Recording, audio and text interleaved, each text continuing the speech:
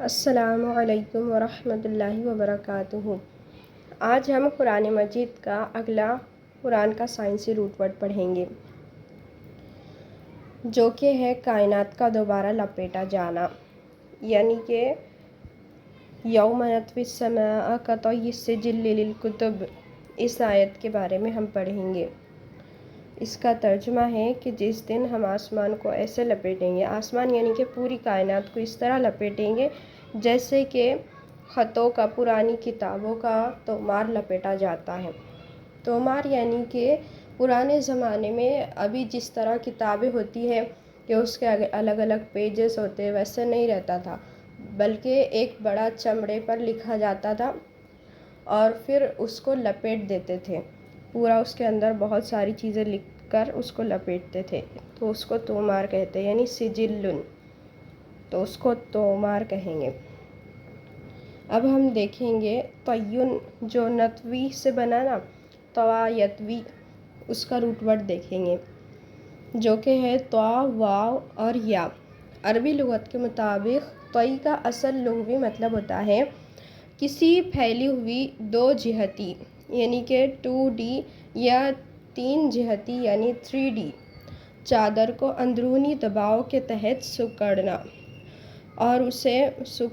اور اسے موڑ کر ایک جگہ اکٹھا کر دینا۔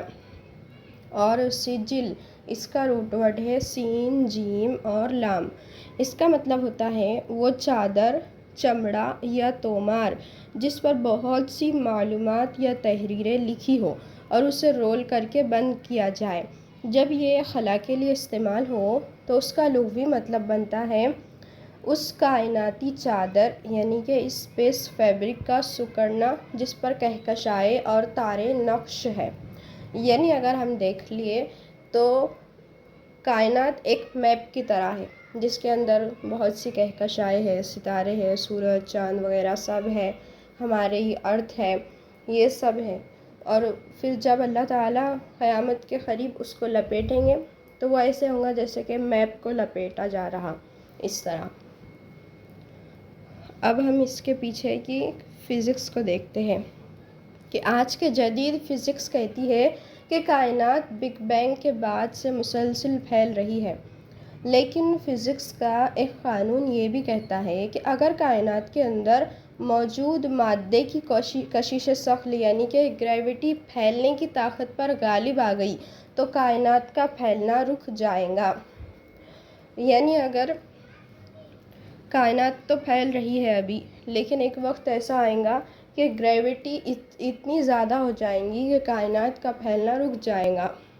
تو جب ہوگا اس آیت کا ظہور، اس آیت کے بارے میں پھر جب ہمیں سمجھ میں آئے گا، اس کے بعد کائنات بالکل الٹی سمت میں چلنا شروع کر دیں گی، یعنی کہکشائیں اور تارے دوبارہ ایک دوسرے کے قریب آ جائیں گے اور خلا کی چادر سکڑنے لگیں گی۔ سائنس اس نظریے کو بگ کرنچ کہتی ہے۔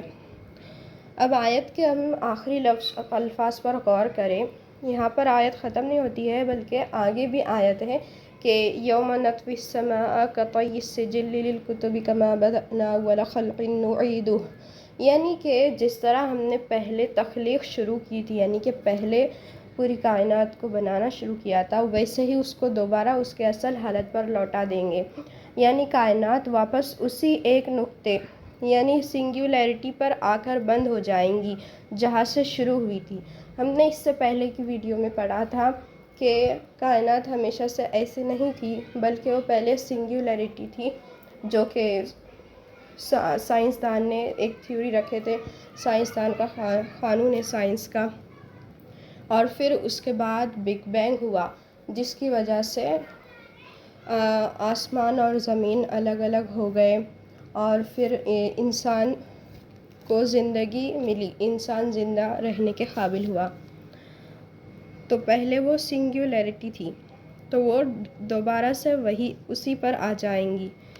جیسے کہ بالکل ہی جیسے ایک کھلا ہوا نقشہ دوبارہ رول کر کے بند کر دیا جائے۔